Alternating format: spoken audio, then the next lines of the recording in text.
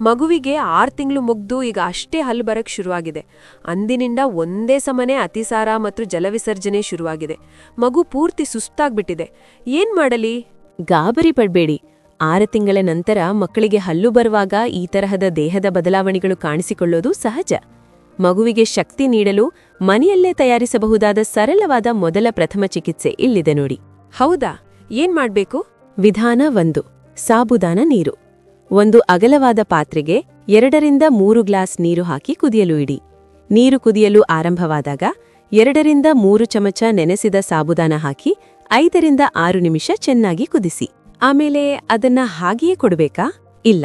ನಂತರ ಅದನ್ನು ಸೋಸಿ ಅದಕ್ಕೆ 1 ಚಿಟಿಕೆ ಬೆಲ್ಲ ಅಥವಾ ಕಲ್ಲು ಸಕ್ಕರೆ ಹಾಕಿ ಚೆನ್ನಾಗಿ ಕರಗಿಸಿ. ನೆನಪಿಡಿ, ಈ ಮಿಶ್ರಣ ನೀರಾಗಿಯೇ ಇರಬೇಕು. ತಣ್ಣಗಾದ ನಂತರ ಮಗುವಿಗೆ ತಿನ್ನಿಸಬಹುದು.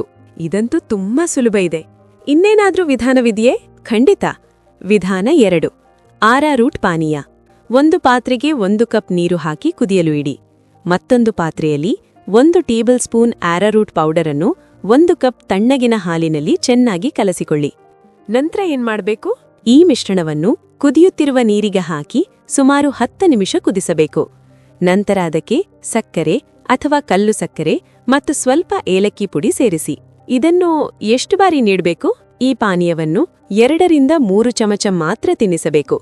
ದಿನಕ್ಕೆ 2 ಬಾರಿ ತಿನ್ನಿಸಿದರೆ ಮಗುವಿನ ಅತಿಸಾರ ನಿಧಾನವಾಗಿ ಉಪಶಮನವಾಗುತ್ತವೆ. ತುಂಬಾ ಧನ್ಯವಾದಗಳು. ಈಗ್ಲೇ ಇದನ್ನ ಪ್ರಯತ್ನಿಸ್ತೇನೆ. ಒಂದು ಮುಖ್ಯವಾದ ಮಾತು, ಇದು ಕೇವಲ ಮನೆಮದ್ದು ಆದರೂ ಮಗುವಿನ ಆರೋಗ್ಯದ ಬಗ್ಗೆ ಹೆಚ್ಚಿನ ಮಾಹಿತಿಗಾಗಿ ಮಕ್ಕಳ ತಜ್ಞರನ್ನು ಸಂಪರ್ಕಿಸುವುದನ್ನು ಮರೆಯಬೇಡಿ.